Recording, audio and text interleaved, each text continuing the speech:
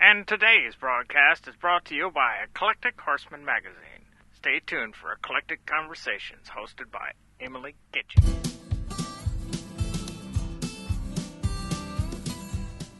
Good afternoon, Dr. Deb, and I look forward to visiting with you about Volume 2 of your Conformation series. Let's just jump right in and have you share a little bit from Volume 2 of your Conformation series. Okay, well, so this is the reading we have prepared for this, or selected, I should say, and so I'll just read it.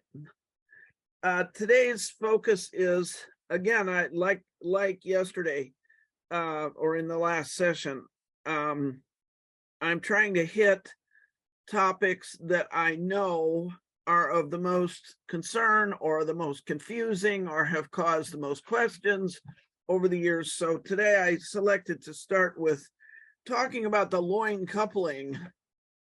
And in case you don't know what that is, you will soon find out. The loin coupling is that part of the horse's back, which is behind the saddle, but in front of the hips. Okay, if that's clear enough to know generally where it is. It is structured internally by the lumbar vertebrae, as opposed to the thoracics or the sacral or the cervical vertebrae. So it's got its own little set, and it's the shortest subset. In other words, there are several types of vertebrae that structure the horse's spine. And this is, in a normal horse, there are 6 lumbars, 5 sacrals, but which are all fused into one rod, or at least in a normal horse, they are all fused. So the sacrum sits behind, and that's what structures what we call the croup. That's that part of the horse that's between the top of the hips and his root of the tail. It feels like if you pound on it with your fist, it's real hard and firm, and that's for good reason, because it is structured by that rod-like set of 5 vertebrae that are fused together. Okay, that functions like the reason they're fused is so it can function like a pump handle. A pump handle made out of a chain would not be a very effective pump handle, kind of floppy. So it's fused together. If you look at other kinds of vertebrate animals, for a good example, take dinosaurs. If you go to a museum and you look at a dinosaur skeleton that's mounted, you will, with only a couple of exceptions, but typically sort of like a sauropod, a great big brontosaurus, that animal, for all its huge size, has only 2 bones forming that are fused over the top of the hips. Okay. He is essentially 2-step ladders with a long, huge chain slung over the top, and hanging out the back as a tail, and hanging out the front as that real long neck. Okay, so that brings up something else you need, basic stuff that you need to know or realize before I can read this to you and have you understand it. Mammals not only have a sacrum, which with a fused with 5 to make a pump handle, they also have very highly constrained, hardly any exceptions to the number of vertebral bones. There are only a couple of kind of mammals known that have other than 7 neck bones. Okay, like ground sloths, which are an extinct type of mammal, but they had fewer than 7. That is extraordinarily rare. So when an animal has a relatively short neck, like people, we have certainly our neck is shorter than a horse's by proportion. The reason that it is shorter is that the bones are compressed, in our case, from top to bottom, or in the case of a mammal with a shorter neck, from front to back. So they're more like flattened rings. And in a horse, they have length. If you find a mammal that has a longer neck than a horse, either because it's overall larger or because it has a proportionally longer neck, and for that, let us select camels or giraffes. They have cervical vertebrae that are like that long. They're like a foot long, because but they only have 7. So there are 7 cervicals, 18 thoracics. That's the part of the back that carries the ribs. Each thoracic vertebra in a horse has a rib coming off on both sides. That would be the normal condition. There are normally 6 lumbars, the 5 that are fused to make the sacrum, a variable number in the tail. That is the one part of the spine that is allowed to have a lot of variation. Believe it or not, there are tailless zebras that are sometimes born with no or only one little stumpy caudal, like a Manx cat.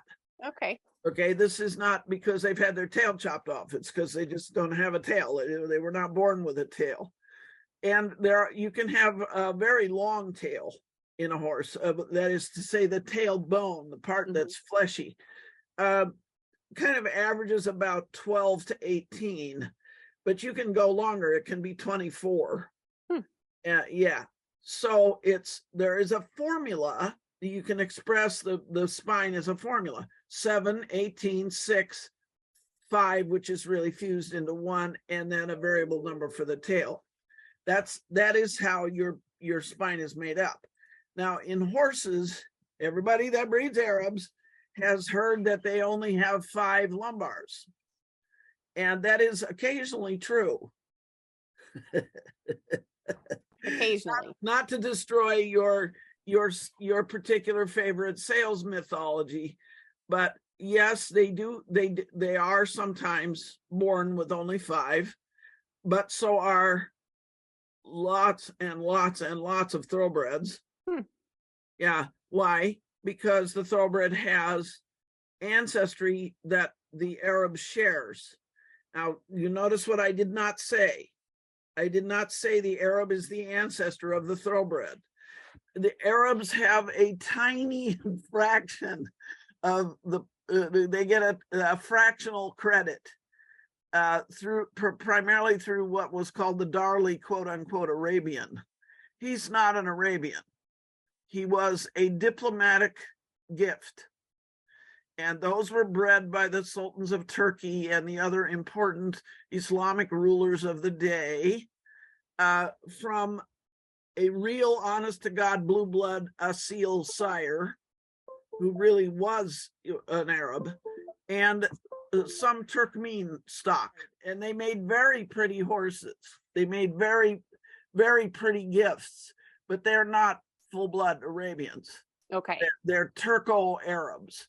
And it is the Turkmen horse that is the primary ancestor of the thoroughbred. And that shouldn't surprise you. You look at a Turkmen horse, they look like thoroughbreds, which they should. They're very related. So, yeah, sometimes Arabs have less than 6.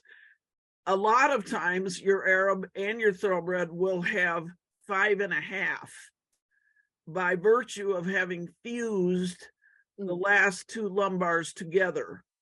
So they're kind of a megavertebra. So you can count 5 bony objects, but really the last one is 2 that are mushed into 1. And that's extremely common.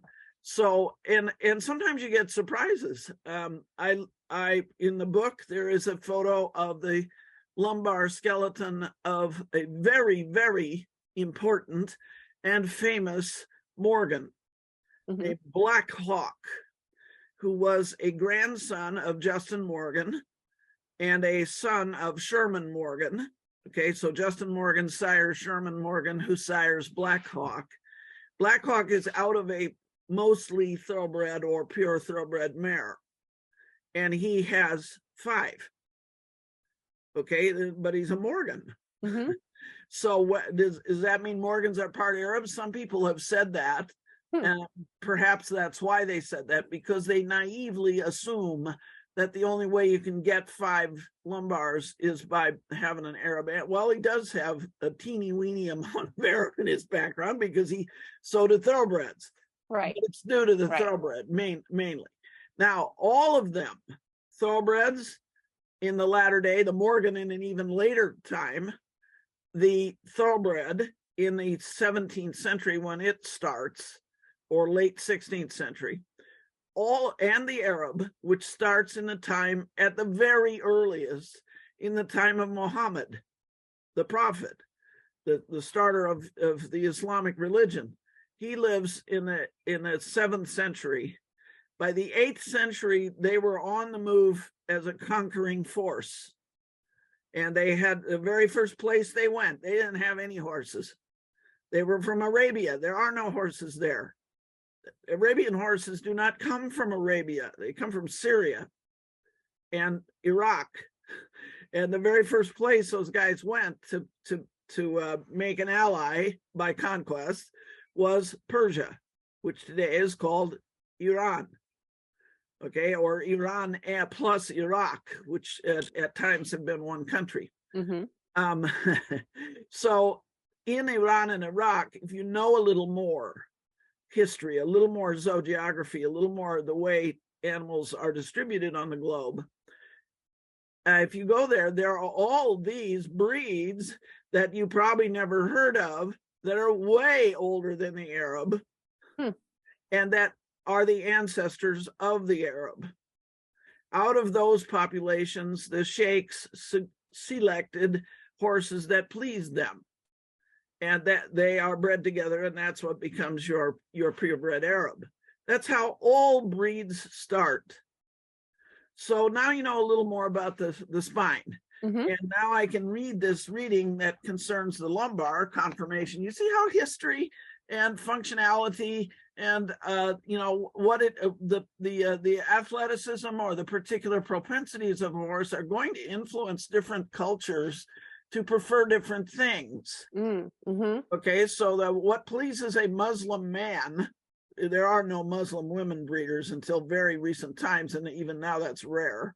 Okay, what's going to please a guy in a head rag and with a beard that lives in the middle of the Blazing Desert and has a problem getting enough water is not necessary, and needs to be at war all the time with his tribal neighbors and with invaders from other countries, is not necessarily going to be the same thing that suits a New England farmer. You think? Yeah. Right. To bring up the Morgan in another way. Yeah. So you asked me yesterday, why should I learn conformation? Well, that's why. Yeah. Another reason why. History is interesting.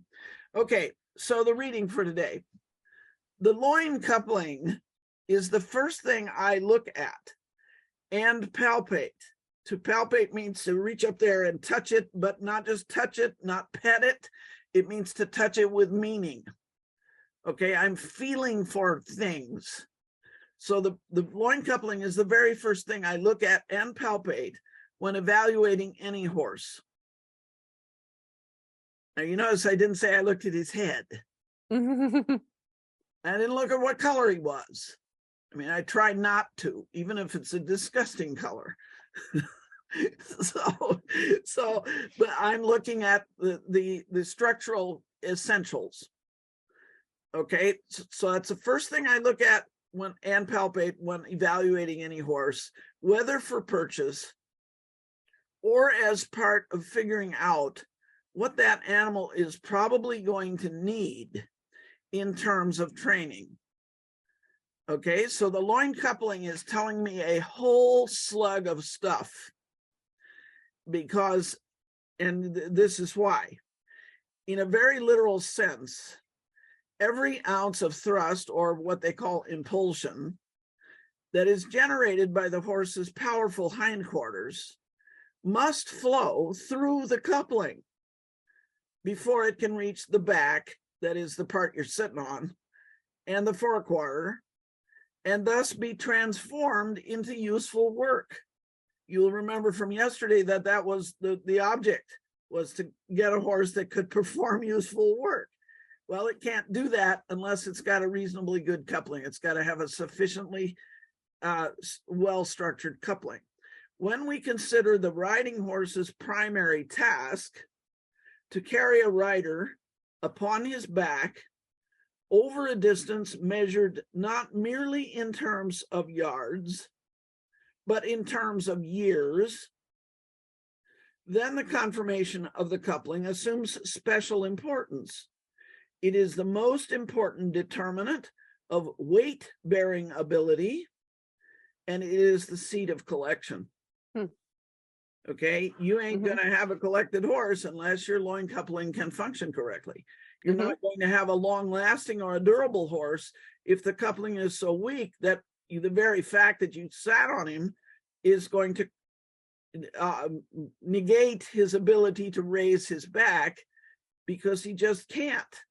It's okay. It's going to be a very difficult therapeutic journey that's going to take lots and lots of skill and lots of time. Now, you may have the skill and you may have the time, and hey, I'm all for you, but be aware of what you're getting into. Right. And this is how you can be aware of that. So their lower back is to be evaluated on certain, once you reach up there and touch it, you should definitely do that, because you'll want to just explore. This is probably a part of the body that you haven't thought much about. And I know that because nobody mentions it but me. So if you've read books, the old classic by Ben Green on conformation says nothing about this. I'll tell you a funny story on this. I have a particular obsession with the spine. And that's even in vertebrate paleontology among my peers in science. That's somewhat unusual. But I got hooked on this in graduate school, partly because, it's complicated, and complicated things are interesting to me. So I kind of liked it for that, because boy, it was hard to hold all that stuff in mind. There's a lot of joints in there. You got 7 plus 18 in a horse. You got 7 plus 18 plus 6 plus one on either end of the sacrum, because the ones within the sacrum don't move, but that's still a lot of joints. There are 32 joints in a normal horse between the base of the neck. It's not even counting the neck. Between the base of the neck where it hooks on the chest to the base of the tail. So, and that's not counting where the ribs hook on. So you can add another 32 from that, because there's 18 on each side. How many legs have that many joints in them? Yeah. Not right. The legs are like totally simple. Very easy. Yeah, right. They are, and they are too, although they've got we're going to talk about that also later. Yeah. Once I was at a seminar, and I'm often at seminars where I am not the only speaker. So this was more common before the pandemic, but it's starting to happen again. So I'm on the podium, or I'm on the schedule of the day, and the people are, they're going to come in the morning, and then we're going to have some talks, and then we're going to eat lunch, and then we're going to have some more talks in the afternoon, and that makes it a pretty neat day for people. So I was scheduled for right after lunch, and I always attend the other people's talks, because they bring their expertise, and I want to hear it. So there was this older veterinarian, and mind you, this story is happening in the probably late 1980s. Okay, so some time ago. So he would long be retired by now. So this is a veterinarian who was trained and graduated from school probably in the early 60s.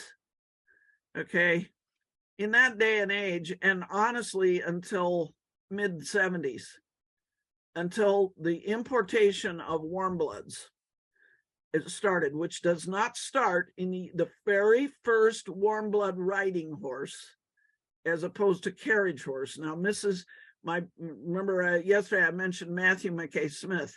His mother, his mom, was the only breeder of Cleveland Bays in the United States. And she started importing them and breeding them in the 1930s, but there was so little market for them that she gave up. And after World War II, she just dropped out of the business, and all of her horses were either died or they were sold and not bred, or I don't know what happened to them, but no longer a viable Cleveland Bay operation in the US. And that was it. There were no warm bloods until Ann Gribbons of Long Island, New York, imported a Trakehner in 1974. And that absolutely set off an earthquake. Suddenly, everybody, that was the new thing. That was the hot item. But there were none here. And there was no, Chuck Grant, who I also mentioned yesterday, in 1949, judged the very first dressage show in the United States. There was a California Dressage Society in existence prior to that time, but they didn't really have, they had 4 members. Now they've got thousands.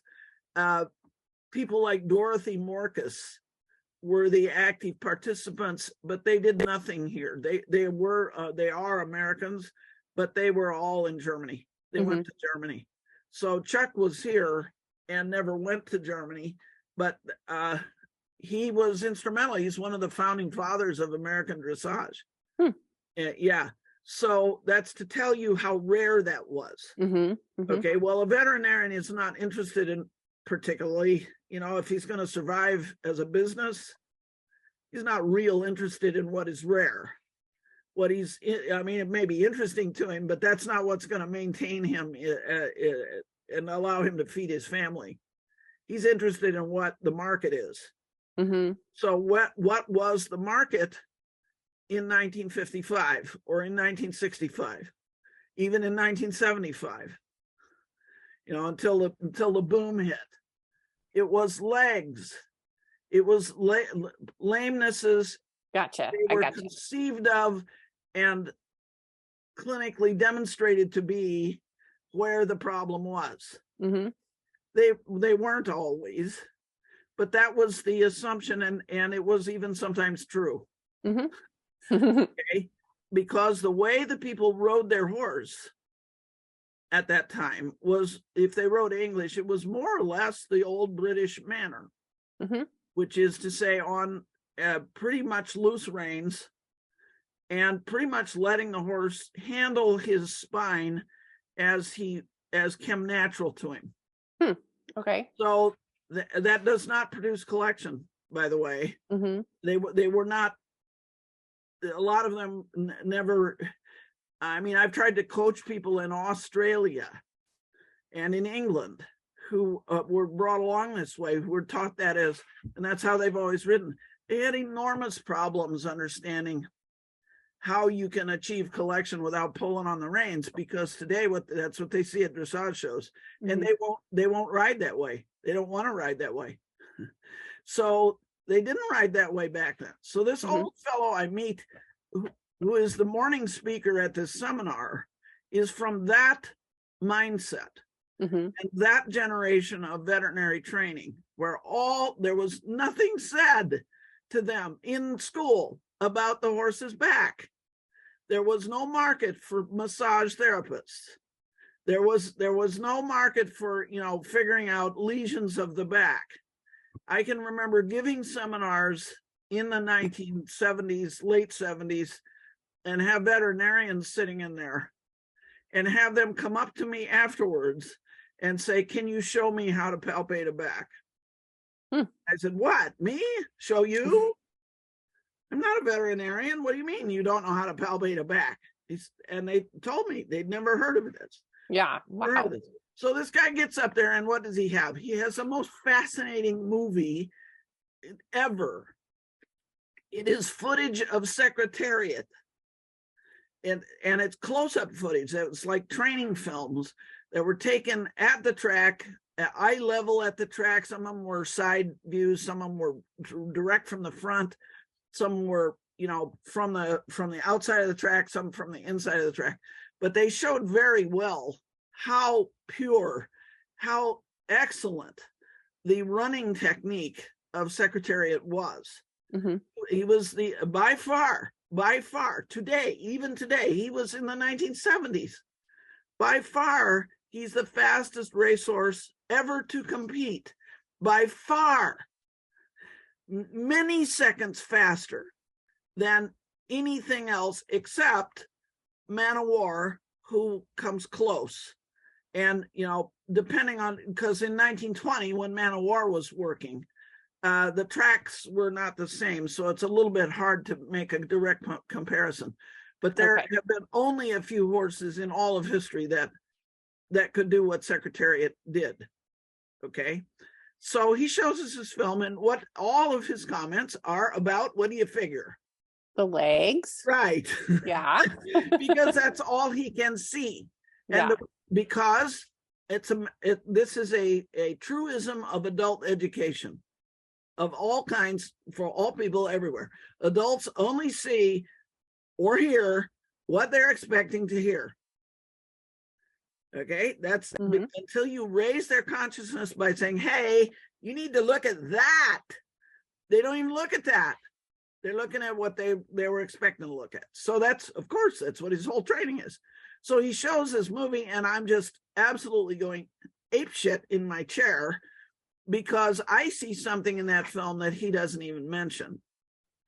So at lunch, I came over to him and I said, look, will you help me? Because I said, of course, I came here with a program already prepared. But if you will let me use your film, I'm going to go off of that rather than what I had brought. And he said, sure. So we showed the same film to the same audience after lunch. Now he's in the audience and I'm on the podium. And I said, and we're looking at the film in side view. So we're seeing this horse run the stretch from the side. I said, do you see the loins coil? And I hear him from his chair go, oh my God. The first time he'd ever muchly noticed that. Yeah. Right. Yeah, I wasn't looking for it. Now tell me if you can, I'm going to make you my willing victim here, madam. Tell me what the fastest mammal on earth is. I'm going to go with the cheetah. Yep, correct. A cheetah, which stands at the withers, probably 34 inches, something just under 3 feet tall at the withers, can almost run twice as fast as the fastest horse. Okay, a cheetah comes close to being able to go 70 miles an hour for a short periods, but he can make that speed. Okay, the fastest horse alive, and that would be typically quarter horses who also run relatively short distances, but a big burst of speed. They'll go 36 miles an hour. So, and yet a horse will stand 5 foot high. 15 hands is 5 feet high. It's 60 inches. So how do that? Today a lot of guys at the track are trying to breed a faster horse by breeding a larger horse. That's stupid. Okay, it's true that a horse that's an inch taller than another horse, if you had everything equal, which there never is at the track if you know anything about racing, but if you had 10 horses in a race and 9 of them were 60 inches tall and the 10th was 61 inches tall and everything else was equal, including how they use their backs, the taller horse will win because he takes that much longer a stride, and you add up the incremental difference, of the taller horse times the number of strides taken in a race around the oval, and that's how much farther ahead he'll be at the end. But we are not racing tin robots that are built to a certain height. We're racing animals that have an elastic back that is crucial to their locomotory capability. All mammals run, if they run at all, if they're made to run in any way, run by coiling their loins, planting one or both hind feet so that there is frictional contact of the hind feet with the ground, and then contracting their longissimus dorsi that we talked about yesterday to extend the back while the hind legs are in contact with the ground. Okay, so they reach forward with not just with their hind legs, but with their whole lower back causes the pelvis to tilt downward, which displaces the hip sockets forward, and they're swinging their leg forward. In addition to that, then those legs come in contact with the ground up under the body someplace, and at that point the whole system switches to contracting on top, so that what the effect of that is, this is equal and opposite reactions of physics, Newton's law. What that does is it creates a ricochet effect that shoots the body forward. Okay, so that's how we run. Then once the front legs hit, they reach forward and then they land. And when he's on his front feet, well, at least on one front foot, maybe on both, he coils up his back again and gets ready for the next stride. That's how mammals run. They run with their back, not their legs. Legs are just the prop that's happening underneath. They are a side effect. They're a secondary part of the system. So that's why the loins matter. Now, another funny story. I have an acquaintance locally here who is a sculptress. She's famous for making horse sculptures. And she's always working on something. She's well commissioned. So she has a commission from some guy who wants a portrait of his thoroughbred racehorse. And she's making a statue. And, the way you make a bronze statue is you first make the statue you can either make it out of wax or you can make it out of clay. She works in clay. And she had struggled with this because she wanted to show the horse in that. Because another thing you got to worry about when you make a sculpture is it has to be able to stand up somehow. So if it's going to be in metal, then you can only have one hind leg in contact with the ground, and there's a peg hidden in there that holds the whole thing up. But it looks very elegant because the other legs will be free of the ground. So that's a pretty cool pose to choose. But she couldn't get his hind foot far enough forward to look right to her. I mean, she's also an experienced horsewoman, and it just didn't look right. And it also didn't match the photos of the horse that she was working from. Why not? Because she didn't quite the loins. She just tried to have him reach forward. Did you ever sit up in bed and stick one leg out to the side and touch your nose to your knee? Okay, so I'm getting old, so I have to do it regularly. Okay. That's a yoga stretch that relieves cramps in the legs. You're sitting on a mattress. You stick one leg out to one side. You kind of turn sideways in the bed. Stick your leg out to one side and bend over and touch your nose to your knee. That is that's not using your lower back. Okay, now people, I should mention, and especially women, are so structured because women's backs and men's backs are not at all alike. Women have special needs according to their back, or that come from our back structure, and that comes from the fact that we can have babies. So there has to be a birth canal that doesn't have anything hanging down in it. Okay, or else you're going to get a kid with a groove down his head. right? You don't need your tailbone hanging into your birth canal. No. So women's tailbones are set against their lower back at a pretty sharp angle, something close to 90 degrees. Men's aren't. Men's aren't. Yeah. And that's another conversation we could have at another time. Yeah. Is why you cannot teach a woman to ride the same way as you can teach a man. Like nobody ever thinks about that either. So I'm interested in backs, even if there's back. So the horse has to coil its loins in order to look. And she invited me over, and I said, okay, so what can I mess with your maquette? Can I mess with your small model? She said, sure. So, we did this. and suddenly, without any other change, the hind legs, she knows how to make something look like the picture. The hind legs were well sculpted, and they're at the right angles. The stifle had the correct about just about what would be realistic, and the hock did too, and the fetlock, but it wasn't reaching forward far enough. Yeah. Much difference loin coiling makes in a 15-hand horse with an average length pelvis. Okay, so we're kind of just choosing out of the middle of the data set there.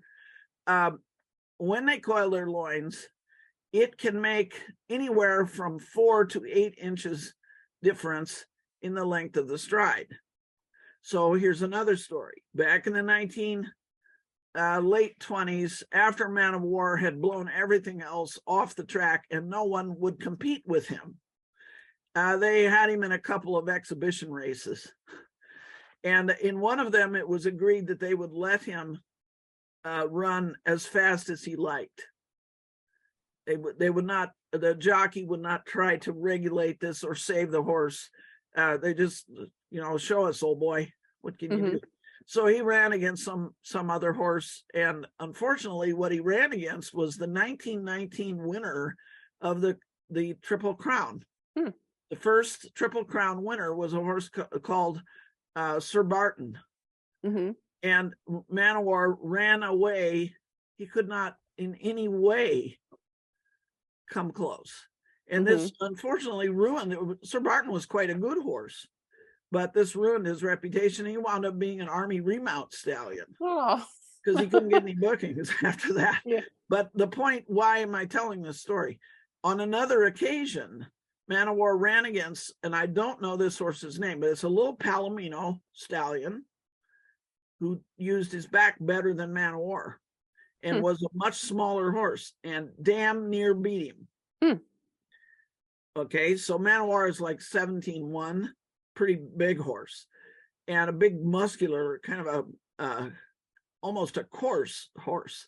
And this smaller animal, well conformed, but used his back. That's the secret. You want a faster racehorse, guys who train racehorses, you're going to start having to pay attention to this. This is also why they're so damned hard on their ankles, because when they don't run in collection, they're too much on the forehand, and that beats their front end to death. So you get horses like that whole imbroglio at Santa Anita. I have my own ideas as to why that was happening. I mean, there's two causes. One is drugs, because why the ones at the Kentucky Derby died. My suspicion is that it's warfarin. And the industry doesn't want to admit that, and the people who run the industry certainly don't. So I may have a mafia guy show up at my back door now any old time. Shut up, or we'll give you a cement bathtub. The warfarin is rat poison, and they give it to racehorses to make their blood thinner. Your grandpa probably takes it too. Because he's taking he's not taking that one, he's taking the other one. So okay, well, there's lots of them. There's diuretics of all kinds, but warfarin is cheap and easy to get. You can cut it yourself. The groom can administer it, and you can pretend like you didn't know he did, which is how they do this. So, or the vet may be dishonest and agree to do it, under the table. Either way. So they give this to horses in an attempt to, gain that extra fraction of a second. And what winds up happening is they're out there doing their best, they're working hard, and they pop a bleed and they die. Yeah. Yeah. Because warfarin can thin the blood so much that you can spontaneously bleed to death. Yeah. So that's one reason. But the other reason, what they did at Santa Anita is they just tore the whole track out. Anything but blame the breeders. Yeah. Yeah. Because so they're trying to make the footing better, but it's known. Remember yesterday I mentioned that American Pharaoh had 17 repeats in the pedigree. Well, the name that is repeated is a horse that was born in 1919, I think, or 1917, named Phalaris. All modern racehorses descend from Phalaris, all of them. I mean, it's now unless you go to Britain or France or in America, you can find non-Phalaris horses in the broodmare bands of people who are breeding for the timber races, the Maryland Hunt Cup, because that kind of takes a different sort of horse. In Britain, if you go to the people that are breeding for field hunting, these horses are never intended to go to the track. And they are not the fastest horses, but they're better horses. Yeah. They have the durability. They preserve what the thoroughbred once had, which is not only incredible stamina capabilities, that is the stayers. But all the Phalaris horses are bloody fast, and they're sprinters. This has been exacerbated by the fact that track conditions, i.e., by which I mean the rules, have changed over the years in such a manner as to make even classic distance races, which are circa 1 mile, rare. So they're shorter. Yeah, they're all shorter than 1 mile, which is closing the gap in conformation between, which is to say the horse that is most physically suitable for that job. Well, define the job. So the job is now to run 7 furlongs and not a mile, or 6 furlongs. Well, a quarter horse race is 4 furlongs. So you're reducing the distance between what it takes to win in a quarter horse type race and a thoroughbred type race. So that increasingly, and I've noticed this, I remember when it was easy to tell a thoroughbred from a quarter horse. Not so anymore. Not so anymore.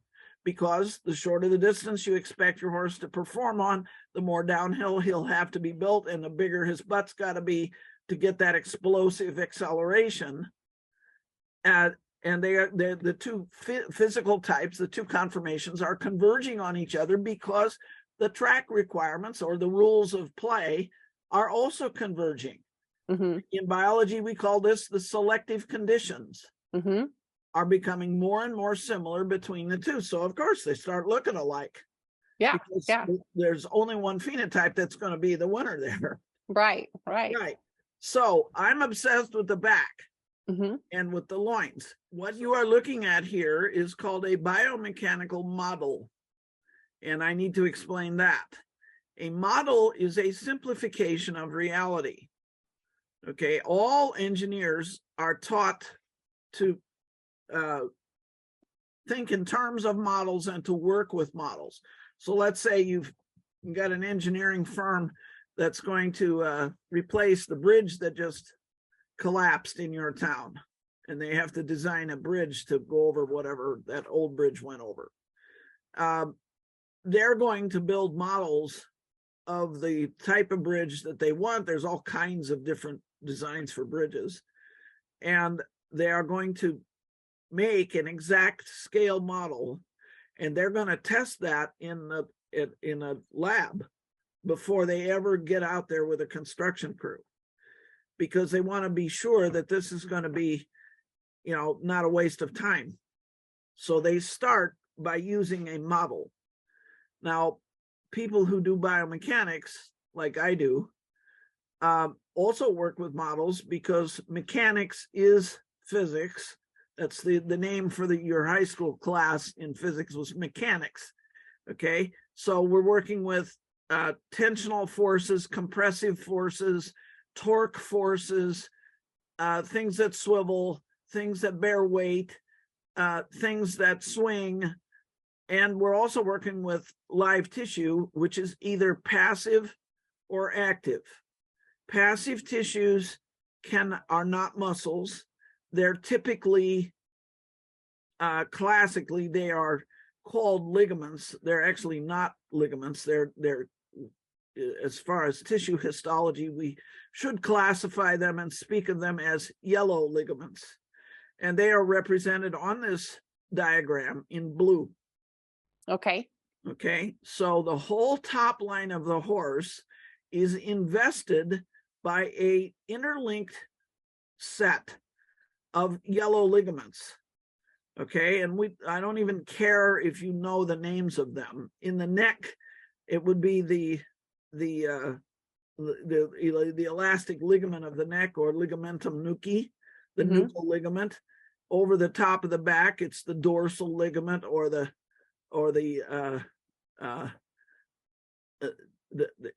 that connects over the top of the withers, and it interdigitates with and connects to the one that's in the neck. Okay. Then over the top of the loins, you have the lumbodorsal fascia, which is a tough but stretchy, very tough sheet. So this diagram is two-dimensional. You're seeing, it's just a flat piece of paper. But in fact, a real horse is a three-dimensional object that would have depth or breadth. And that sheet spreads out all across the loins and connects the top of the croup to the lower back. And then you have, drawn down the hind leg there, you have the core tendon of the semimembranosus muscle, which is one of the hamstring muscles. Okay, so that in terms of function, there is a continuous strappage made of elastic tissue that extends in a horse from the hock all the way over the top up to the back of his head. All one elastic set of straps. It's not a simple set of straps, but they are interconnected. So that's how they're drawn here. I'm ignoring the particular anatomy. We'll see the particular anatomy in a minute. Okay, that's a passive tissue. In the model, which is in the upper right, that model is a picture of a suspension bridge. And this is the classic model, not only for horses. I didn't invent this, or I didn't invent it, the basic idea. That comes from Sliper, 1946. Okay, first researcher, guy from Holland, said, hey, these backs could be well compared to a cantilever bridge. And he's thinking of cats and dogs and antelopes, and as well as horses, any kind of animal that runs. He says, hey, they kind of function like a suspension bridge. And that is the classic model used by all mammalogists and all zoologists who have any concern with this stuff, with animal locomotion. So the book to read on that is Milton Hildebrand's Analysis of Vertebrate Structure. It's a delightful book with lots of pictures, and that talks about all kinds of functionality in all kinds of animals, not just horses. So it's a basic reference and a good book. So over the top, you've got these cables in a bridge, and they're colored blue too, aren't they? Yes, I see. Yeah. Now, the way I have modified Sliper's contribution is, you will notice that my cantilever, or my suspension bridge, is actually two suspension bridges. There's a little one in the neck. So there are actually systems and subsystems. Okay, so that relates to how the horse raises the base of the neck. And we haven't talked about that, but we will get to that. So those are the passive structures, the blue stuff. Then you have the active structures. Those are muscles. Muscles, as we learned yesterday, can contract. And you remember that contraction means to get shorter from end to end, never to get longer. But muscles cannot push outward by any mechanism innate to the muscle, to that particular muscle. The muscle is lengthened, it is lengthened by some other muscle pulling on it, which means that muscle is contracting and the muscle in concern is being pulled apart, it's being stretched. Okay, so you notice all the pink stuff is below the bridges. Yes. Below the spine. The only pink thing is in light pink and it's labeled longissimus dorsi complex. That's the muscles of the back, the very ones you're sitting on. Mm-hmm. Okay, and those are, as we learned yesterday, those are attached above the spine. All the others that are colored pink there are attached below the spine. Okay, when they contract, they are three, the three main ones. The longus coli or longus coli scalenus complex in front, which is what affects the raising of the base of the neck. The iliopsoas complex, which affects the coiling of the loins. And the rectus abdominis, which is kind of a general back raiser, that it's a big muscle. It is the appositional couple. It is the opposite or the partner on the opposite side of the spine of the longissimus dorsi. So the rectus abdominis contracts, that's your abs. And when that happens, you hump your back up and you do coil your loins too. A horse can coil its loins and not use the iliopsoas, but it won't be as good. It doesn't quite get it all the way through. Mm-hmm. So there are lots of horses who don't use their iliopsoas very well. There are lots of people who don't either, because it's a hard muscle to be aware of. And I have ways of making you aware.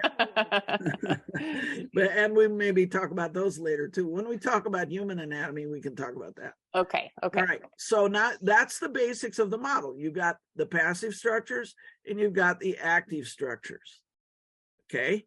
So when the horse goes into extension, the longissimus dorsi complex is the active contractor, and the passive stuff gets slacked, doesn't it? If you were to stretch him out so that his back becomes hollow due to the fact that the longissimus dorsi is contracting, that's going to push the hock measured over the top. If you had a dressmaker's tape and measured him in this posture that's shown here, that's pretty much a maximum coiled posture or a maximum collection posture. If you were to stretch him out, that distance from the hock to the pole would measure shorter. Right. So in the extension phase of a gallop, the top is slacked, and that is to say the passive structures on top are slacked, while the active structure on the back, which is the longissimus dorsi, contracts. Okay, in the collected phase or the rounded up phase, such as is shown here, it's the opposite. The blue stuff gets stretched. It gets tensioned. I don't mean it's tense, because it cannot be tense. It's a passive structure, but it gets stretched from end to end by the fact that the rectus abdominis, the iliopsoas, and the longus coli are contracting. And that pulls the ends together from the bottom. So that's how horses work. That's the basic mechanism of the back. And that's what I was pointing out to this older veterinarian and the crowd at that seminar. Hey, this horse really uses his back. And look at the competition. These wonks that are running against him don't have a ghost of a chance. And further, Secretariat had beautiful technique with the legs. He's like plumb straight. Why? Because by some miracle, the horse taught himself to run square. He runs straight. That is so rare. And you do occasionally get a horse who will do that. You remember Sadie from yesterday. whose Mhm. outline, I didn't show a photo of her, but she was my Querab mare. That old gal also was a plumb straight, excuse me, a plumb straight runner, to the point where you could canter her to the right on a left lead on a pretty damn small circle, and she would never offer to change leads. Mhm. She just didn't feel any need to do that because she always had a place to put a leg under herself. Mhm. So it's, the narrower type of horse can be taught a flying change more easily than that. But most horses run crooked as hell. Mhm. They walk crooked, they trot crooked, they gait crooked, and they canter and gallop crooked. So, but Secretariat figured out how to run straight, which ups his mechanical efficiency by a huge amount. Mhm. This horse is expending less energy to give you more speed than anything that ran against him, because he too is not nearly as tall as Man of War. I think Secretariat was just 15'2". Hmm. So, and yet he's the fastest thing that ever competed by many seconds. Yeah, cool. So, right now, what you see the horse doing here is called a levad. That's an air, a low air that is still performed commonly. It's performed by quite a few people that know how to do it, like Freddie Knee used to in the Circus Knee. Mhm. Arthur Cognac certainly knew how to do that. Chuck Grant knew how to do that, how to produce a horse that would do that. But you most commonly associate that with the Spanish riding school. Okay, so the horse is usually exercised at a collected canter, and then is brought to a halt, and the rider indicates to him that he is not to weight either hind foot more than the other. Mhm. Okay, so he plants both hind feet square, and then that you ask with your leg, and you ask a little bit with your hands, and the horse will rise up. This is a cantilevering action, and that occurs at the hip socket. Mhm. Okay, so first the back rounds into, so that the loins coil, the center of the back rises, and the base of the neck rises, and then by just a little additional effort, the horse loses contact with the front feet and can keep himself in that posture simply by balance. Mhm. So notice how far under the body the hind feet are there. Yes. Right. So that the hip socket ultimately has something to do with this too, but it's the LS joint, the lumbosacral joint, which is the loin coupling where the lumbars join onto the sacrum. That's why it's called LS, lumbar sacrum. The lumbar sacral joint is the most important part of this. Mhm. Now notice the yellow arrows. They Yes. show what's happening in the neck. That is the raising of the base of the knee. Right, exactly, Emily. So the exercise for this, I will have everybody do. Touch, feel of the top of your head. Okay, and go back a ways until you find the place that's the most feely. There is a place on the top of your head that is called the crown chakra, and Mhm. everybody has one. Whether you believe in Hindu mythology or not, you have one, and you can tell where it is. Okay, if you were to turn sideways with your finger in that position, you would find that your finger right is directly over your ear. Right. Mhm. Okay, so that's the spot. Now, Sally Swift used this spot by telling people to pick up their hair Mhm. and to help them learn how to sit up better, to sit up with correct posture. I'm going to use it a little differently. So put your finger there and pretend that under your finger is a big glob of pink bubble gum. Okay, so now you can take your hand off because you got your bubble gum up there. Okay. Now, what I want you to do is do whatever it takes to stick that bubble gum to the ceiling. Try to, yes, And what you should, if you've got the gum in the right place, your chin will drop without my telling you that it should drop. Your chin will drop just because that is a natural part of the motion of trying to stick the bubble gum to the ceiling. Right. You are now collected, my dear. Yeah. Or I should say, you are now on the bit. That is what being on the bit means. It has nothing to do with a bit. You can have a bit in there or not. Mm-hmm.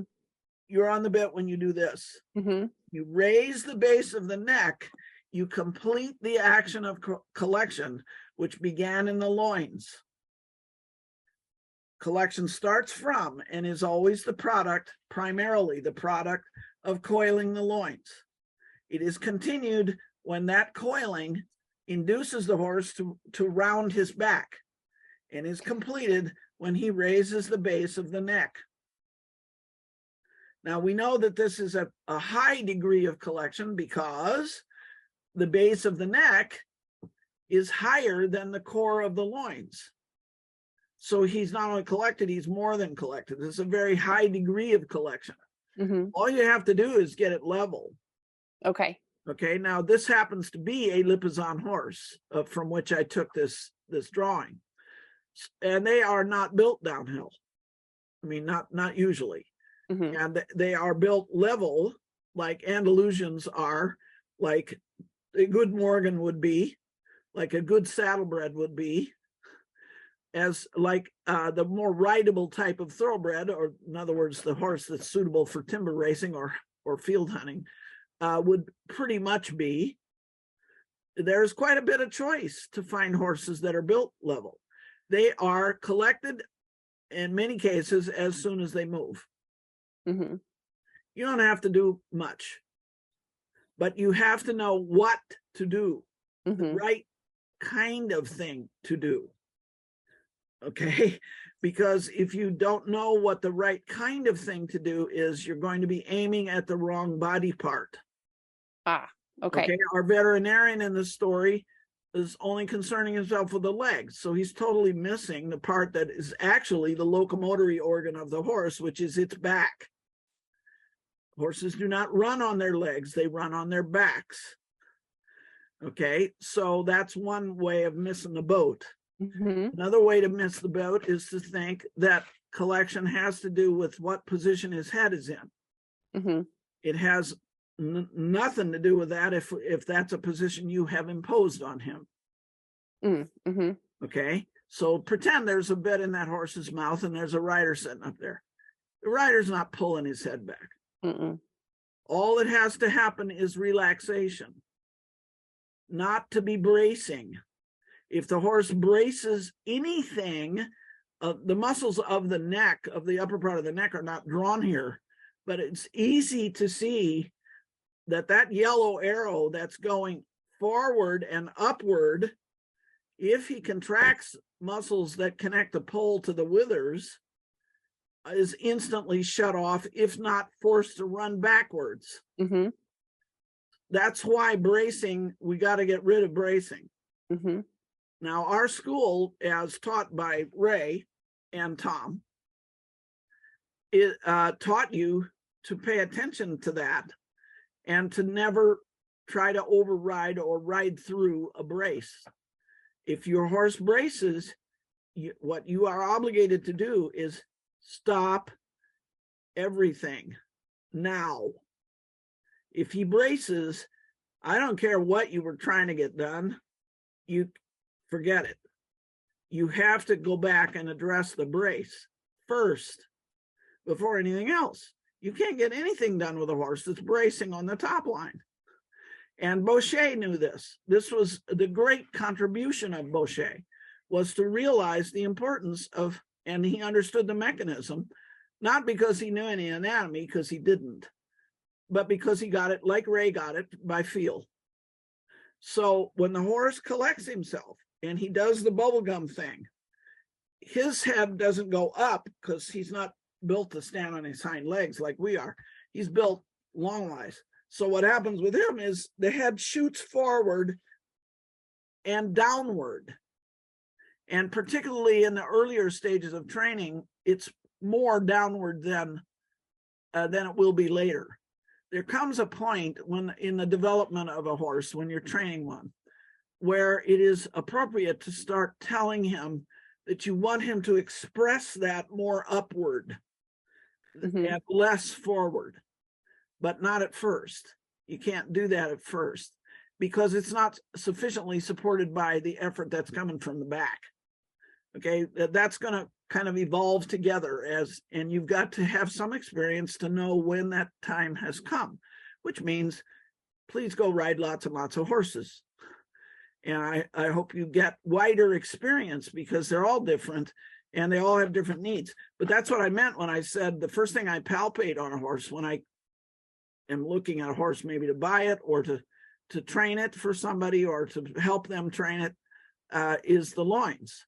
I want to know how they're built and I want to know how they function.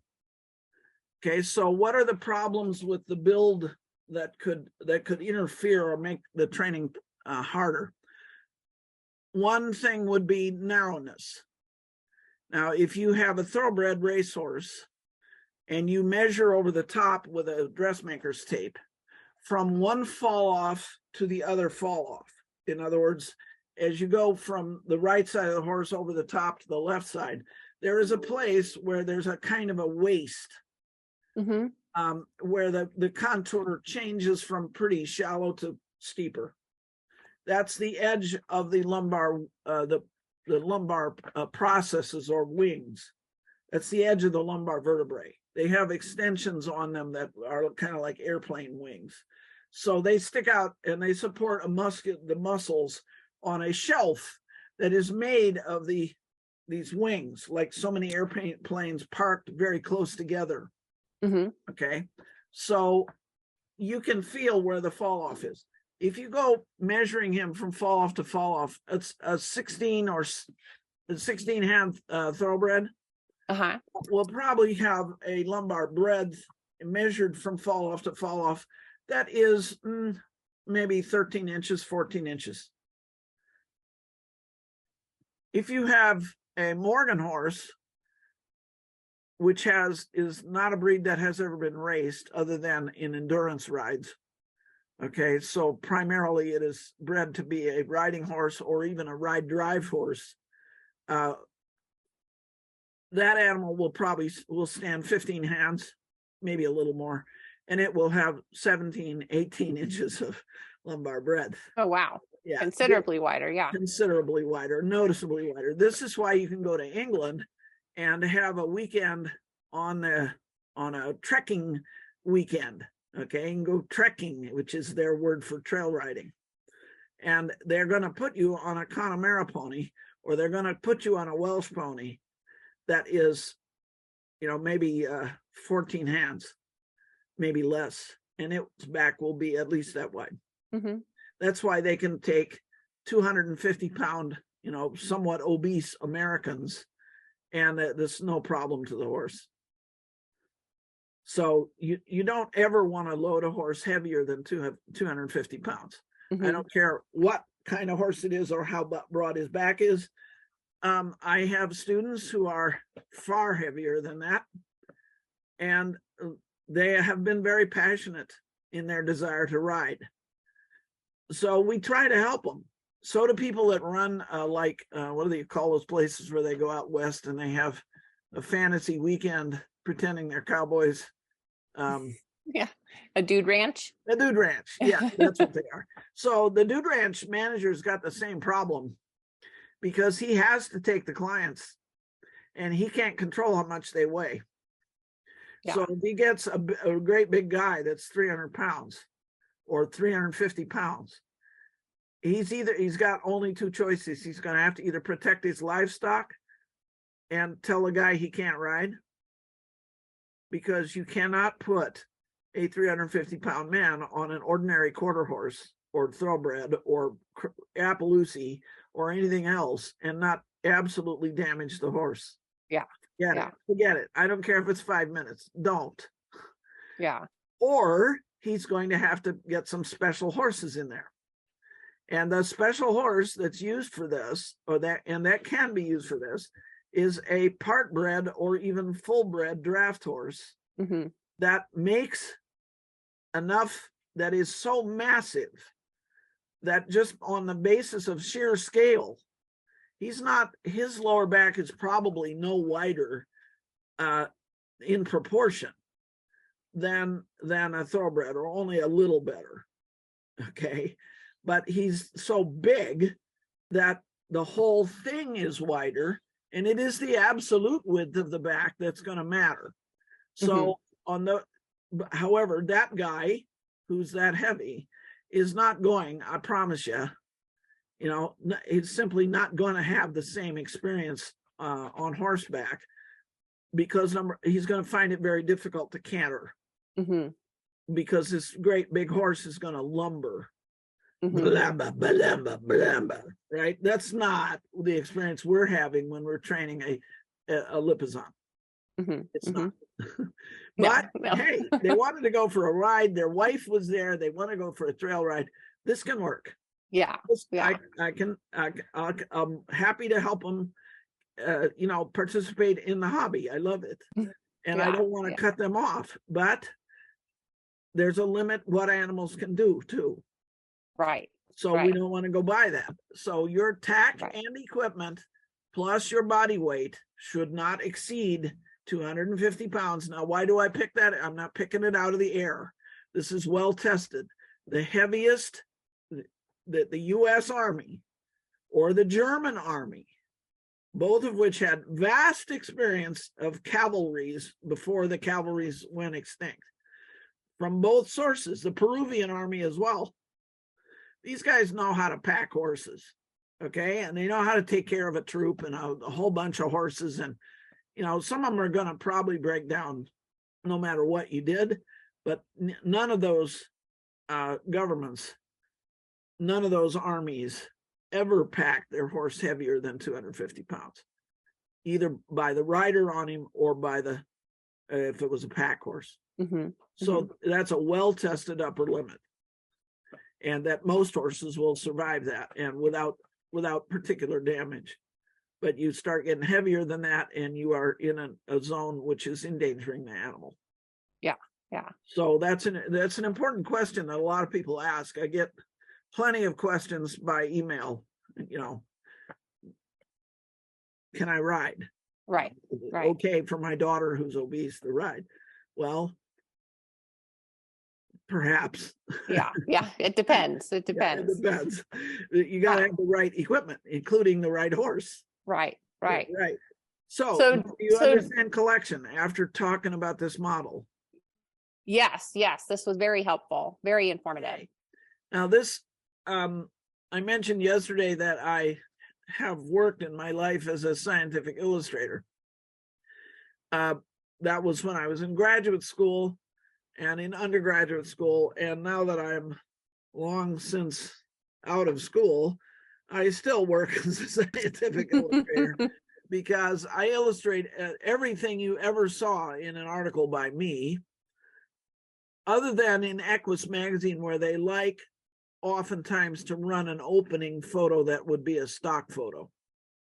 And the editor and I go over this pretty carefully to make sure that the stock photo is appropriate, but to whatever the topic is. But other than that, that's my illustration. So here I have produced an illustration of which I am very proud. Some of them are easier and some of them are harder, and this was a really hard one. So what you're looking at is the loin coupling from the horse's left side. It's like his head is to the left and his tail would be to the right, and you're standing on his left side looking at him. So what you see the femur there in the upper picture? Yes. That's his hip as you would see it, and you see the extension of the bone to the right behind the femur. That's the point of buttock, which is the back end of the pelvis.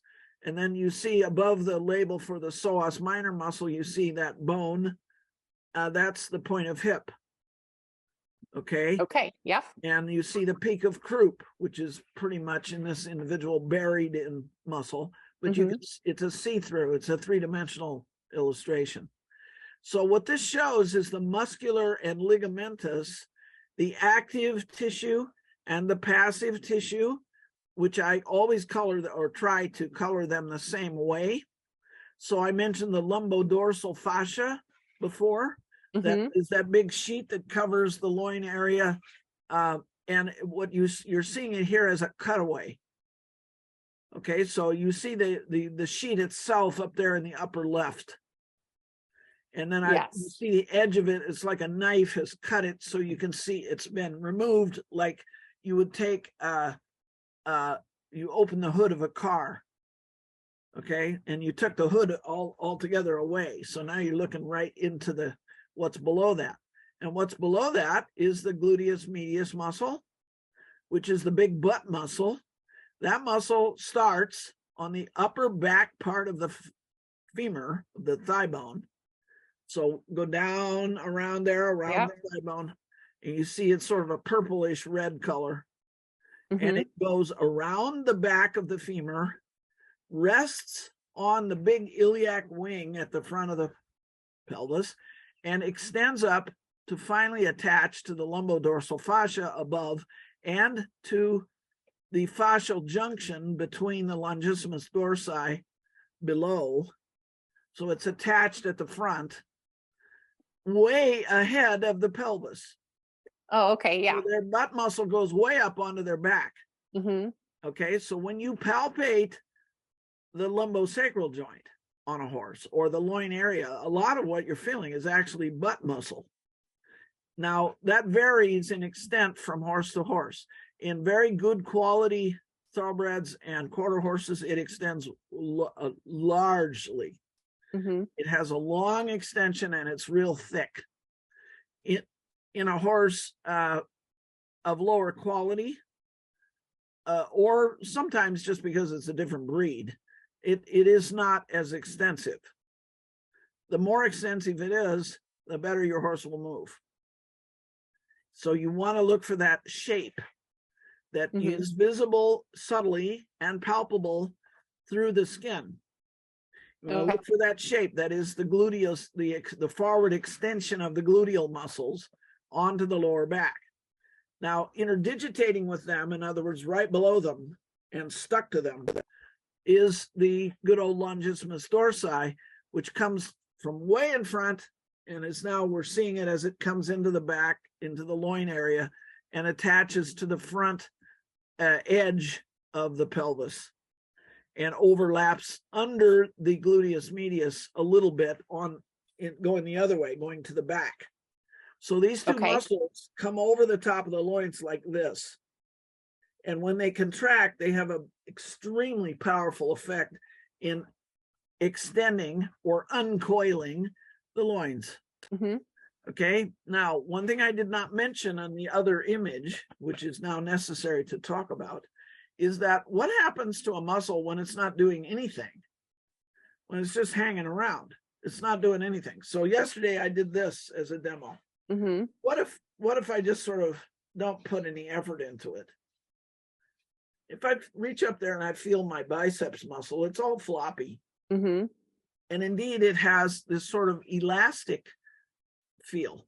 Okay. Yeah. That is normal. That's called tonus, and that's a resting tonus, and it is normal. That's just the way muscles are. But if I make a big effort and I'm pretending I'm Arnold Schwarzenegger, and I make a big hard muscle, suddenly my muscle does not feel elastic. And if I push on it, it is not movable. It's firm and it's going to stay in one position. When a muscle contracts, we say that it is fulfilling its function as an active tissue.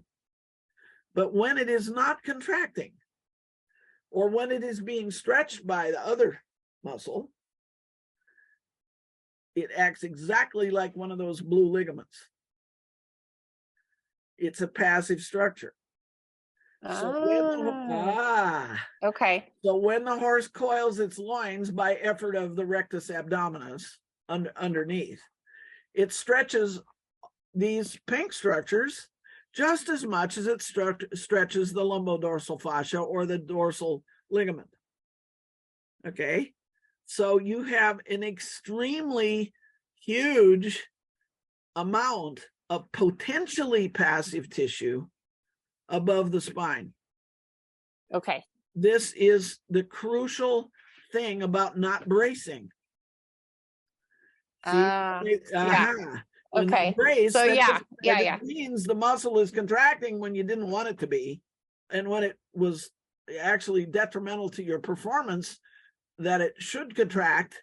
Your performance ain't going to happen if the horse is braced. But what does bracing mean? It just means the muscle is contracting and is staying contracted at a time or for a longer period than would be correct or what you were hoping for. Mm-hmm. Okay, so the secret, we talked yesterday, and I didn't complete this thought about the horse. Everybody wants their horse to have what's called a double back, a very full, plump, and not because he's fat, but because he has beautiful muscle tone. Okay, how do you achieve that? The expert in this is Arnold Schwarzenegger, who has written books on pumping iron. Yeah. Right? Yeah. Right? Remember those? Yeah.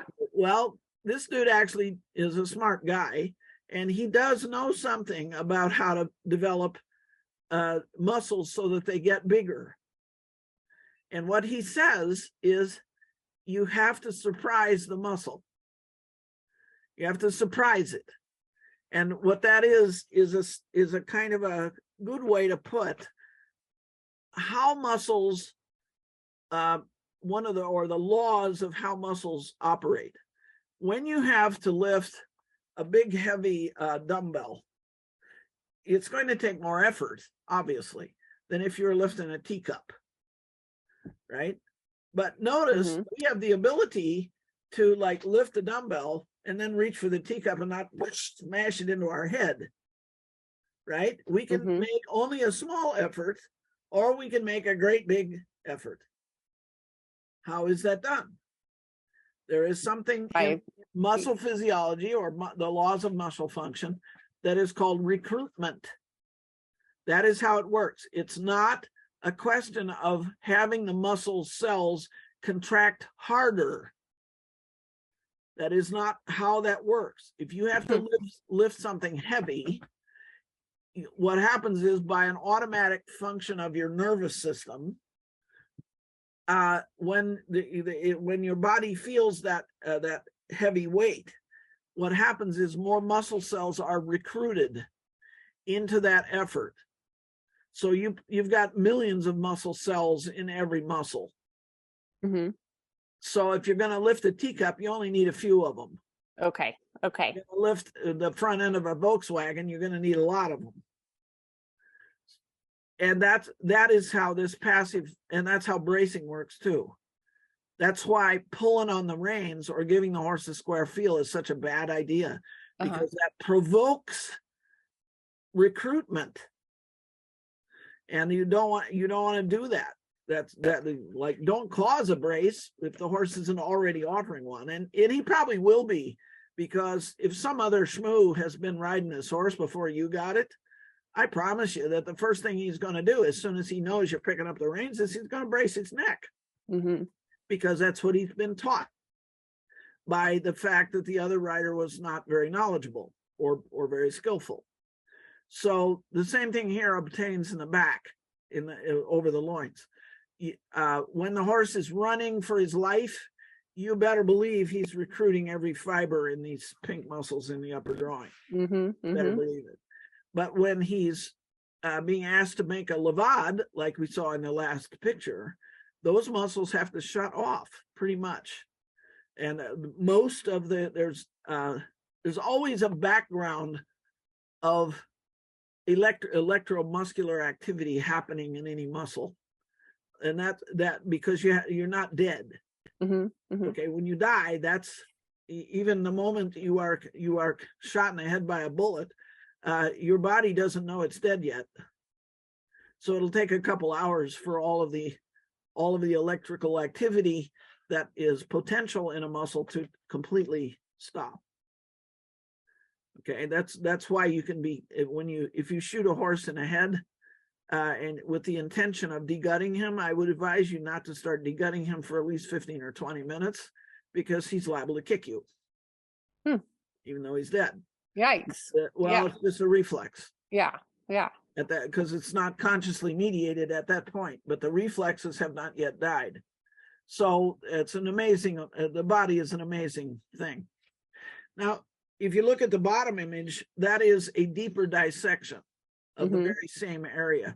So now I have removed the lumbodorsal fascia, the gluteus medius, and the longissimus dorsi, so that you can more clearly see how the psoas minor muscle is attached to the inner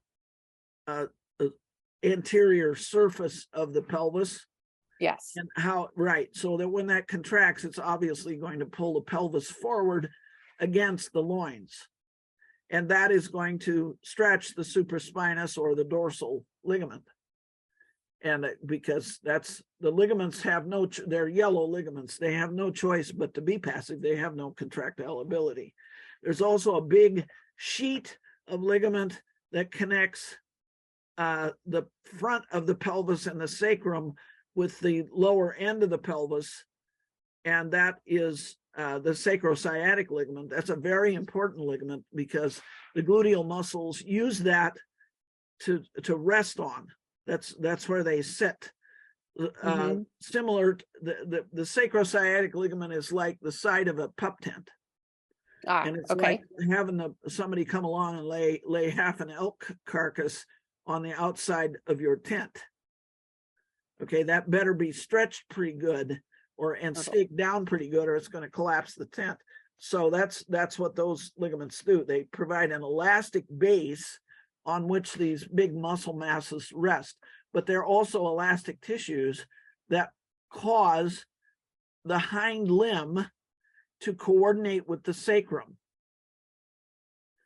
Okay, and that's the overall purpose of both of these illustrations, is to show that there is a connection between the lower back and the hind limb.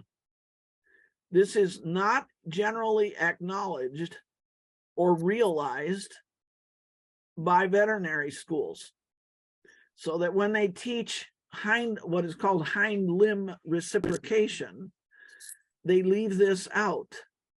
And that's kind of a remnant of the old days when they only taught about legs and didn't really understand the back. What I'm saying is they still don't really understand the back.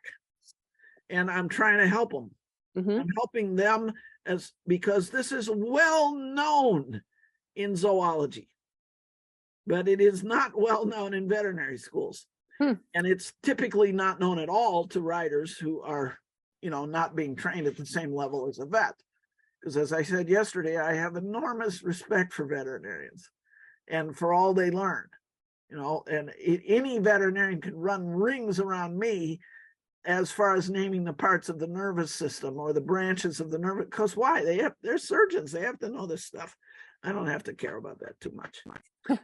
I care about it some, but you want to learn the system, I'll teach it to you. But I am mainly concerned with the musculoskeletal system, and that's what this is a drawing of, because both of these horses are raising the base of the neck.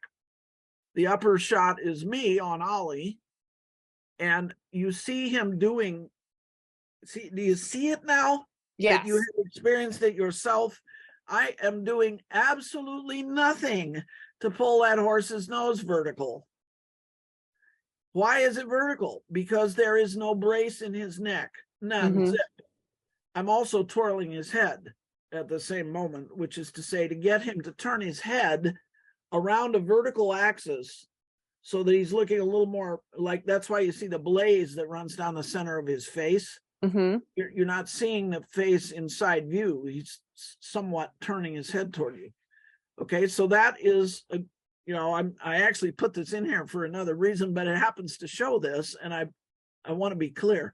The bottom shot is Henri de Bussigny. Henri de Bussigny came here in the 1870s from Saumur, which is the place to learn riding in France. And he came from Saumur at a moment in time when the director of Saumur was Favarot de Kerbrecht, who was an own student of Boucher. So he was taught the Boucherist techniques and came here and taught them. He taught, you know who his most famous pupil was? Teddy Roosevelt. Yeah, Roosevelt came into, he had a writing academy in Boston. And when Teddy Roosevelt was a student at Harvard, he came and took lessons from de Bussigny. This is before Teddy Roosevelt went out west and sort of, you know, did his own thing in his own way to be a he-man. but de Bussigny, and you know, Roosevelt wound up thinking that it was all a bit effete. It was a little bit frou-frou. It was a little bit too much details, the little details. Well, actually, if your object was to create a manege horse, you need those details. But if your object is to go chase cattle, you'll still be using the principles, but you may not need to pay attention to every last, you know, position of the whip or the hand. But certainly, without doubt, de Bussigny's horse is raising the base of its neck. And you see how slack the reins are. He's not pulling that head back. Yeah. We just don't do that. There is no need to do that. We never, ever have to worry about what position our horse's head is in, because it will be in the perfect position as a side effect of two things: the total relaxation of the muscles of the top line of the neck and the effect of gravity. That's all you need. All you need to get your horse's head to come into correct position and beautiful position is to learn how to turn off the brace.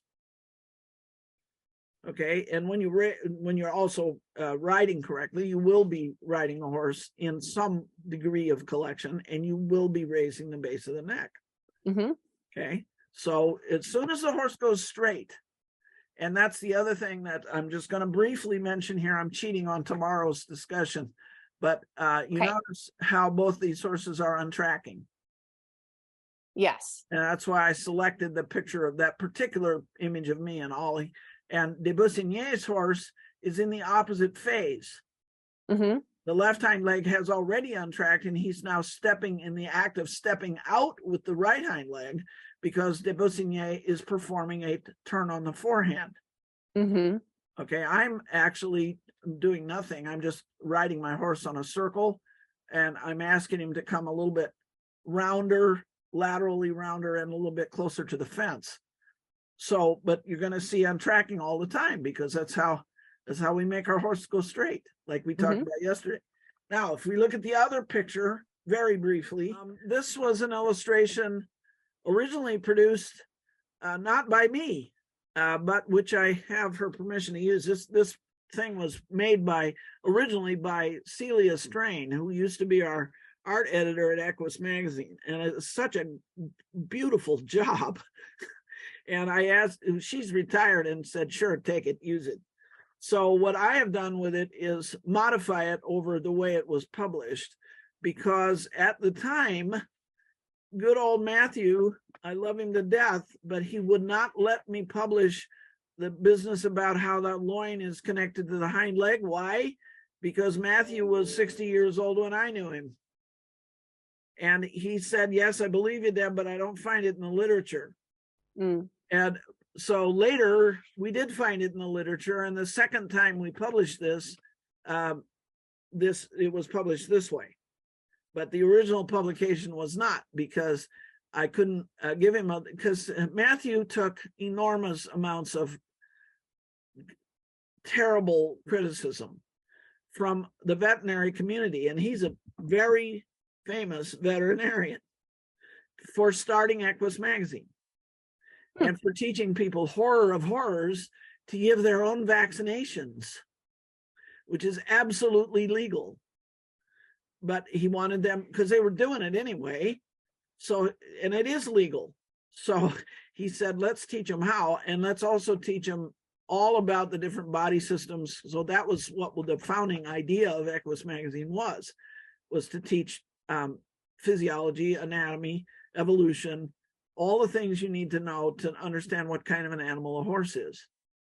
So this illustration is a simplification. It's a model. It's a sort of a different type of model. Imagine all the blue straps as bungee cords. That's how they're stretchy like bungee cords. Some of them are more, easier to stretch. Some of them are more stiff, but they're all stretchy. This is how the hind limb of the horse is hooked together. And this is called the reciprocating apparatus, which guarantees that when the horse flexes its stifle, its hock must flex in equal degree. And that is taught in every veterinary school. Certainly, absolutely. But that's only the lower subsystem.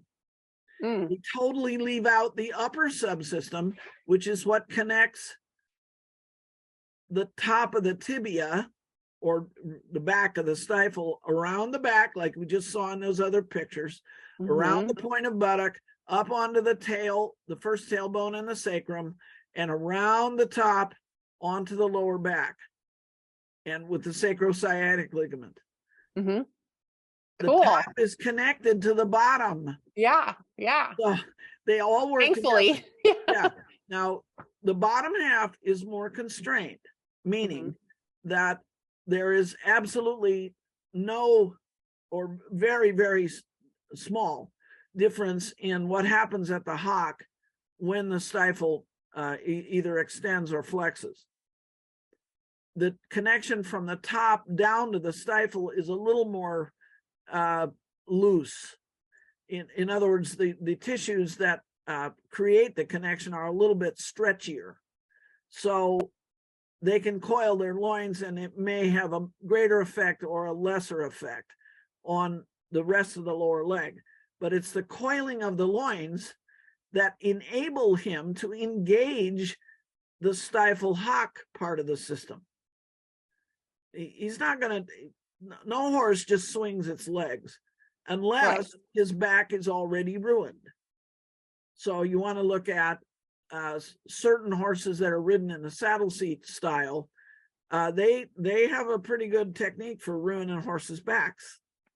Not all of them, but we see a lot of dysfunctional or malfunctioning backs among that, and we also see it among dressage horses, which is why I brought up the business with Ann Gribbons importing the first warm blood riding horse, because suddenly after 1974 or 75, there was this explosion in interest in palpating the back, in back problems generally, in understanding the linkage between the horse moving crookedly and becoming lame on one hock, and in massage therapies of all types and all modalities, energy modalities, massage modalities, you name it, anything but train them to ride their horse correctly. I've never needed a chiropractor in my life for any of my horses. And that's why I'm the chiropractor in a sense. In other words, if you straighten your horse and you teach him to let go of the brace, you're already 90% there. Because there are no aids for collection apart from or different than the aids for causing the horse to untrack. Soon as you get him straight, which is done by untracking, you have him. He's in your hand. He's with you. So he can resist. He can say, I'm not going to participate in that. He can say, I'm in another habit. So you may have to have further dialogue with him to get him to let go, to turn loose, turn loose. Remember that from Ray Hunt? That's what it means. That's what it's talking about on a physical level. So you have to have your horse turn loose to you. And that's what you're working for. But the turning loose you want particularly is for him to go straight, to travel straight. Every book ever written on dressage, on what they call dressage, which is really, in old times, it's the high school, up until the end of World War II. So you get books by German guys like Museler or Stecken. and you get older books from French guys like de la Guérini. Every one of those books says, before anything else, you must cause your horse to go straight. They knew. But I can recall I was taking dressage lessons in the 70s and well up into the 80s and early 90s before I met Ray. And I never recall a single lesson where we either counted cadence or where we paid any attention to whether the horse was straight. It was only about strategy. Your horse is not performing for an 8 at the shoulder in. Okay, so what do we need to do to make the shoulder in better? They never looked any deeper. Mm-hmm. And that, of course, is what attracted me so much to Ray and to Tom, because that's where they were living. Yeah. Paying attention to the thing that's behind the thing, and and sometimes the thing that's behind that thing. And because that's where the problem originates. So you get it where it originates, everything else just kind of happens all by itself, as Tom used to say. It'll happen all by itself. So if you get them to relax the muscles behind the pole that are above the spine, that are on the back of his neck, his head will all by itself fall into position, and you do nothing with your reins to cause that. Your reins have entirely, they are not for steering, not unless you're 8 years old and taking pony club lessons in a group context. Okay, that's where you begin. Of course, it's where you begin. But you should not expect that to go on forever. There is a place where riding becomes more sophisticated, where we can help the horse with more of its actual needs and not demand that he solve all our problems for us. This is what Tom used to call that, the horse is filling in for you. And there's a time when maybe you could think about reducing the amount. He's always going to be doing that, by the way, because if he loves you, he loves you. And he'll always help you. And that's charming and lovely and heavenly. But why not try to at least take part of the burden onto yourself? Why not learn how to do this? So, and that goes back to, why do we learn conformation? Yeah. You cannot talk about conformation without talking about function. Because if you don't talk about function, you don't know what to select. How do you know what the best loin is? Unless you knew what you needed that loin to do. Right. Right. Well, wonderful. Well, thank you so much. This You're has welcome. once again been an incredible conversation, and there's more yet to come. Yes. So.